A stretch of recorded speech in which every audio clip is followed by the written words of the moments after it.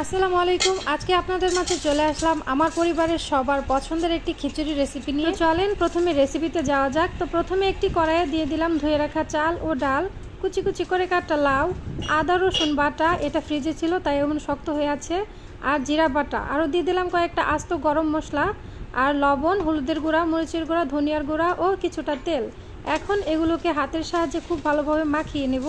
এখানে সবথেকে important part হলো মাখানো। আপনি চাল ডাল মশলার সাথে যত ভালোভাবে মাখাবেন আপনার খিচুড়িটা ততটাই মজা হবে। ভালোভাবে মাখানো হয়ে গেলে এখন এখানে দিয়ে দিব ফুটন্ত গরম পানি, আরও দিয়ে দিব কয়েকটা আস্ত কাঁচামরিচ, আর ঢাকনা দিয়ে ঢেকে রান্না করব।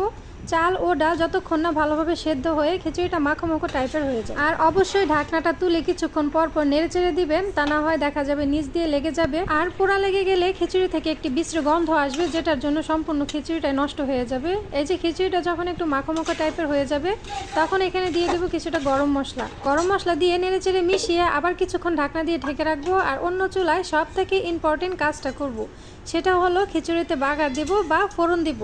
তার জন্য আমি একটি কড়াইয়ে নিয়ে নিয়েছি পরিমাণ মতো তেল, পাঁচফোড়ন, জিরা, একটি শুকনো মরিচ ও পেঁয়াজ রসুন কুচি।